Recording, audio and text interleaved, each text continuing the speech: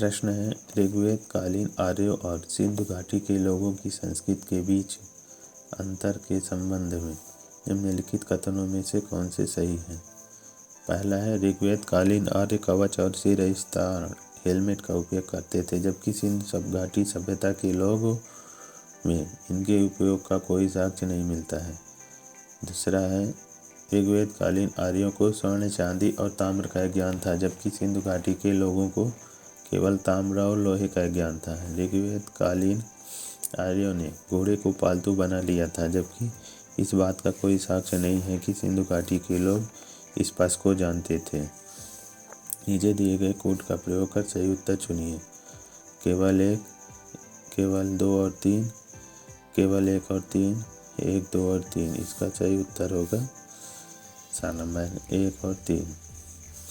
व्याख्या इसमें देख लीजिए। ऋग्वेद कालीन आर्यों को स्वर्ण, चांदी, ताम्र और साथ ही लोहे का ज्ञान था, जबकि सिंधु घाटी सभ्यता के लोगों को ताम्र का ज्ञान तो था, पर लोहे के ज्ञान से वंचित थे। नोट, सिंधु सभ्यता के में घोड़े के साक्ष्यों के विषय में विद्वानों में मतभेद है, अतः इस प्रश्न का उत्तर का भी हो सकता है। प्रश्न है, मणिपुरी संकीर्तन के संदर्भ में निम्नलिखित कथनों पर विचार कीजिए। यह गीत और नृत्य का प्रदर्शन है। केवल करताल मिसबल ही वह एकमात्र वाद्य यंत्र है जो इस प्रदर्शन में प्रयुक्त होता है। यह भगवान कृष्ण के जीवन और लीलाओं को वर्णित करने के लिए प्रदर्शित किया जाता है। उपयुक्त कथनों में से कौन से सही है?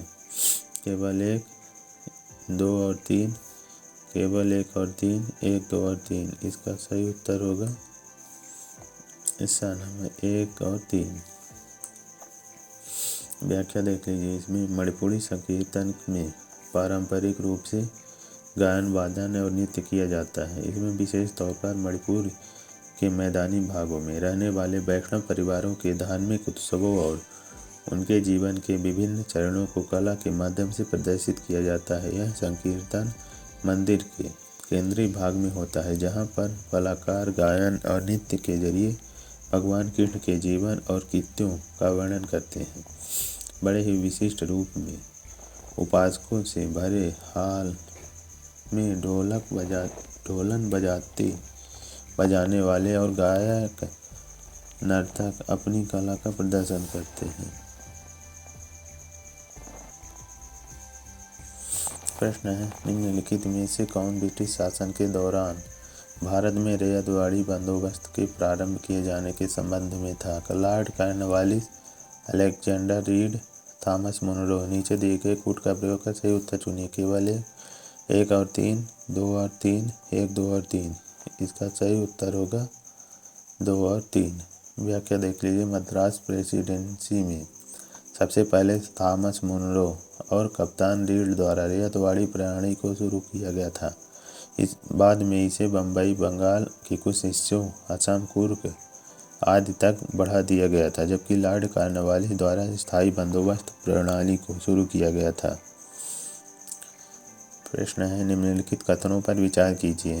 पहला है, फैक्ट्री एक्ट 1881 औद्योगिक कामगारों की मजदूरी नियत करने के लिए और कामगारों को मजदूरी संघ बनाने देने की दृष्टि से पारित किया गया था।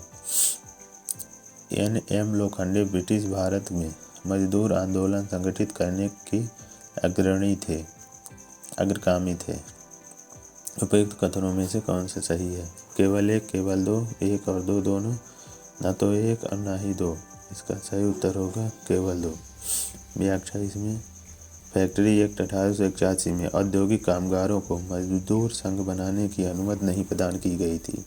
N.M. लोखंडे ब्रिटिश भारत में मजदूर आंदोलन से जुड़े अग्रणी नेता थे, अतः केवल कथन 2 सत्य है। प्रश्न है, 1727 की बटलर कमेटी का उद्देश्य था? पहला है, केंद्रीय एवं प्रांतीय सरकारों की अधिकारिता निश्चित करना। दूसरा है, भारत के सेक्रेटरी ऑफ स्टेट की शक्तियाँ निश्चित करना। तीसरा है, राष्ट्रवादी प्रेस पर सेंसर व्यवस्था अधिरोपित करना। चौथा है, भारत सरकार एवं देशी रियासतों के बीच संबंध सुधारना। इसका सही उत्तर है भारत सरकार एवं देशी रियासतों के बीच संबंध सुधारना। व्याख्या भारतीय राज्य समिति ने सर हार्टकोट